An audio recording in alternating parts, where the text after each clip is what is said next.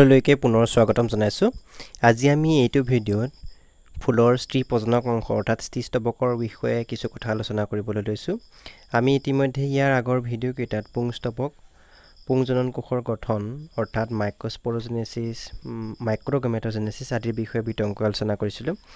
আজি আমি ফুলৰ স্ত্ৰী প্ৰজনন অংগ অৰ্থাৎ স্তৱকৰ বিভিন্ন অংশ, উপাদান আৰু বিশেষকৈ গৰ্ভাশয়ৰ অন্তঃগঠনৰ বিষয়ে আলোচনা কৰিবলৈ লৈছো। এতিয়া আমি গম পাইছো যে ফুলৰ 4টা চক্ৰ থাকে আৰু ইয়াৰ একেবাৰে শেষৰটো চক্ৰ হৈছে স্তৱক চক্ৰ। এই স্তৱক ফুলৰ একেবাৰে শেষৰ চক্ৰ আৰু ইয়াৰ প্ৰতিটো অংশ গৰ্ভকেশৰ বা গৰ্ভপত্ৰ বোলে। একোটা স্তৱক কেইবাটাও গৰ্ভকেশৰ বা এডাল গৰ্ভপত্ৰৰে গঠিত হ'ব পাৰে। ইয়াৰ ওপৰত ভিত্তি কৰি স্তৱক বা গৰ্ভপত্ৰ সমূহক দুটা ভাগত ভাগ কৰা হৈছে, অৰ্থাৎ গৰ্ভপত্ৰৰ সংখ্যাৰ ওপৰত নিৰ্ভৰ কৰি গৰ্ভপত্ৰক দুটা ভাগত ভাগ কৰা হৈছে। সৰল গৰ্ভপত্ৰ বা একক গৰ্ভপত্ৰী, যাক ইংৰাজীত মনোকাৰ্পেলেৰী বুলি কোৱা হয়, আৰু বহু গৰ্ভপত্ৰ বা যৌগিক গৰ্ভপত্ৰী বা পলিকাৰ্পেলেৰী, এই দুটা ভাগত ভাগ কৰা হৈছে। এতিয়া সৰল গৰ্ভপত্ৰ হৈছে গৰ্ভাশয় বা স্তৱক চক্ৰটোত যেতিয়া এটা মাত্ৰ গৰ্ভপত্ৰ থাকে তাক তেতিয়া সৰল গৰ্ভপত্ৰ বা একক গৰ্ভপত্ৰী বোলে। উদাহৰণস্বৰূপে আমি মাহজাতীয় শস্য অৰ্থাৎ ফেবেচী গোত্ৰৰ অন্তৰ্গত যিবিলাক উদ্ভিদ দেখোঁ তাত সদায় একক গৰ্ভপত্ৰী বা সৰল গৰ্ভপত্ৰে গঠিত হোৱা আমি দেখিবলৈ পাওঁ। ইয়াৰ পিছতে আহিলে বহু গৰ্ভপত্ৰী বা যৌগিক গৰ্ভপত্ৰী, য'ত এটাতকৈ বেছি গৰ্ভপত্ৰ একোটা স্তৱকত থাকে আৰু ইয়াকে বহু গৰ্ভপত্ৰী বা যৌগিক গৰ্ভপত্ৰী বোলে। উদাহৰণস্বৰূপে আমি ষ্ট্ৰবেৰী বা টিউলিপ আদি ফুলৰ ক্ষেত্ৰত আমি বহু গৰ্ভপত্ৰী বা যৌগিক গৰ্ভপত্ৰ দেখিবলৈ পাওঁ। এই যৌগিক গৰ্ভপত্ৰসমূহক আকৌ আমি দুটা ভাগত ভাগ কৰিব পাৰোঁ, মুক্ত গৰ্ভপত্ৰী আৰু যুক্ত গৰ্ভপত্ৰী। মুক্ত গৰ্ভপত্ৰী বা এপকাৰ্পাছ বুলি ক'লে আমি বহু গৰ্ভপতি স্তৱকৰ গৰ্ভপত্ৰবোৰ পৰস্পৰ সংযোগ নোহোৱাকৈ যদি থাকে তেতিয়া কোৱা হ'ব তাক মুক্ত গৰ্ভপত্ৰী বা এপকাৰ্পাছ গাইনোচিয়াম। উদাহৰণস্বৰূপে আমি গোলাপ, আতলাছ, পদুম, ভেট আদিৰ ক্ষেত্ৰত আমি দেখিবলৈ পাওঁ। কি হয়, বহু গৰ্ভপতি যিবিলাক স্তৱক থাকে, যিবিলাক যদি পৰস্পৰ সংযোগ নোহোৱাকৈ অৰ্থাৎ পৃথকে পৃথকে থাকে তাক কোৱা হ'ব মুক্ত গৰ্ভপত্ৰী বা এপকাৰ্পাছ বুলিব।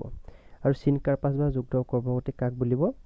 বহু গৰ্ভপতি স্তৱকৰ গৰ্ভপত্ৰসমূহ পৰস্পৰ সংযুক্ত হৈ থাকিলে তাক কোৱা হ'ব যুক্ত গৰ্ভপত্ৰী বা চিনকাৰ্পাছ গাইনোচিয়াম বা স্তৱক বোলা হ'ব। উদাহৰণস্বৰূপে আমি ধতুৰা, কপাহ, জলকীয়া আদি উদ্ভিদৰ ক্ষেত্ৰত আমি যুক্ত গৰ্ভপত্ৰী দেখিবলৈ পাম, অৰ্থাৎ বহু গৰ্ভপত্ৰসমূহ ইটোৱে সিটোৰ লগত সংযুক্ত হৈ থাকিব।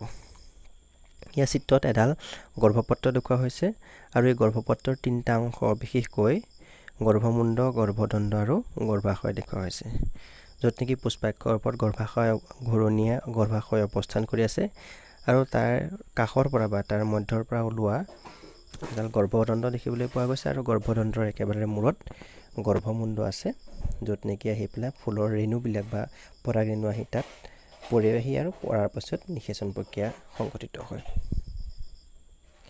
এতিয়া প্ৰতিডাল গৰ্ভপত্ৰৰ 3টা ভাগ থাকে আমি গম পাইছোৱে।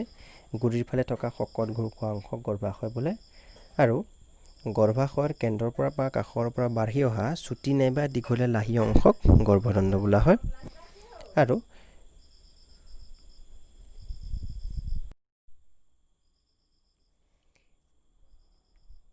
এতিয়া আমি গৰ্ভাশয়ৰ বিভিন্ন গঠনসমূহ অৰ্থাৎ ডিম্বকনো কেনেদৰে গৰ্ভাশয়ৰ ভিতৰত সজ্জিত হৈ থাকে তাৰ বিষয়ে আলোচনা কৰিবলৈ লৈছোঁ। এতিয়া গৰ্ভাশয়ৰ ভিতৰৰ কোঠালিত অমৰাৰ লগত সংযুক্ত হৈ থকা কিছুমান গুটি দেখিবলৈ পোৱা যায়, তাকে ডিম্বক বুলি কোৱা হয়। এতিয়া অমৰা কাক বোলে যদি আমি ক'বলৈ যাওঁ তেতিয়াহ'লে হ'ব গৰ্ভাশয়ৰ ভিতৰৰ কোঠালিত কিছুমান কোষে ডিম্বকবোৰ ধৰি ৰাখে আৰু এইবিলাককে অমৰা বুলি কোৱা হয়। আৰু এই অমৰাবিলাক যিটো বিন্যাসত সজ্জিত হৈ থাকে সেই বিন্যাসটোকে অমৰা বিন্যাস বুলি কোৱা হয়।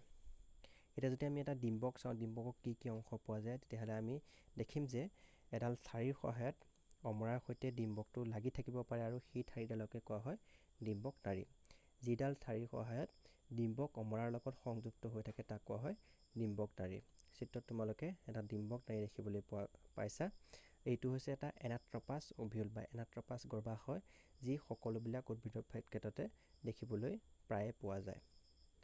এতিয়া ডিম্বক নাৰীৰ যি অংশ ডিম্বকটোত লাগি থাকে তাক কোৱা হয় ডিম্বক নাভি। ডিম্বক নাৰীৰ একোটা অংশ ডিম্বকটোৰ সৈতে লাগি থাকিব পাৰে আৰু সেই অংশটোক কোৱা হয় ডিম্বক নাভি বা হাইলাম বুলি কোৱা হয়। এইটো চিত্ৰত তোমালোকে ওপৰৰ ফালে যদি চোৱা তেতিয়াহ'লে দেখিবলৈ পাইছা।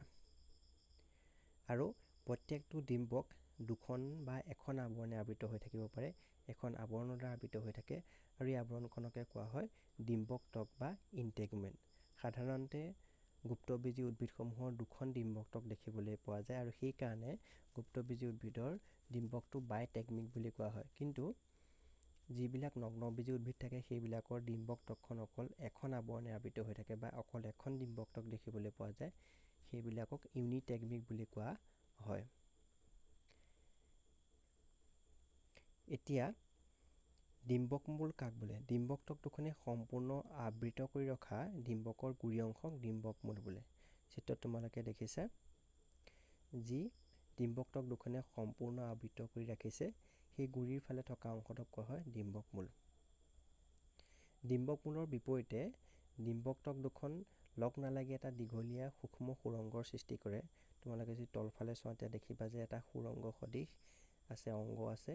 সেই সুৰংগটোক কোৱা হয় ডিম্বক ৰন্ধ্ৰ বা মাইক্ৰ'পাইল। এই সুৰংগটোক কোৱা হয় ডিম্বক ৰন্ধ্ৰ বা সেই বিন্ধাটোক কোৱা হয় ডিম্বক ৰন্ধ্ৰ বা মাইক্ৰ'পাইল। এতিয়া ইয়াৰ ভিতৰতে কিছুমান কোষ দেখিবলৈ পোৱা যায়। এই কোষবিলাকক যিবিলাকে মানে ডিম্বকটো গঠিত হয় সেই কোষবিলাকক কোৱা হয় ভ্ৰূণ পোষক বা নিউচেলাছ। যিবিলাক কোষে ডিম্বকটো গঠিত হয় ইয়াকে কোৱা হয় নিউচেলাছ। আৰু ইয়াৰ ভিতৰতে ভ্ৰূণস্থলী থাকে। ভ্ৰূণ পোষকৰ ভিতৰত ডিম্বক ৰন্ধ্ৰৰ ফালে অৱস্থিত ডিম্বাকৃতি অংশক ভ্ৰূণস্থলী বোলা হয়। আৰু ডিম্বকৰ এই ভ্ৰূণস্থলী অত্যন্ত আৱশ্যকীয় অংশ, কিয়নো যিহেতু ইয়াৰ ভিতৰতে স্ত্ৰীজনন কোষ বা ডিম্বাণুৰ বিকাশ আৰম্ভ হ'ব পাৰে। ভ্ৰূণ পোষকৰ ভিতৰত ডিম্বক ৰন্ধ্ৰৰ ফালে অৱস্থিত ডিম্বাকৃতি অংশক ভ্ৰূণস্থলী বা এম্ব্ৰায় চেক বুলি কোৱা হয়। আৰু এই ভ্ৰূণস্থলীৰ ভিতৰতে স্ত্ৰীজনন কোষ বা ডিম্বাণুৰ বিকাশ হ'ব পাৰে।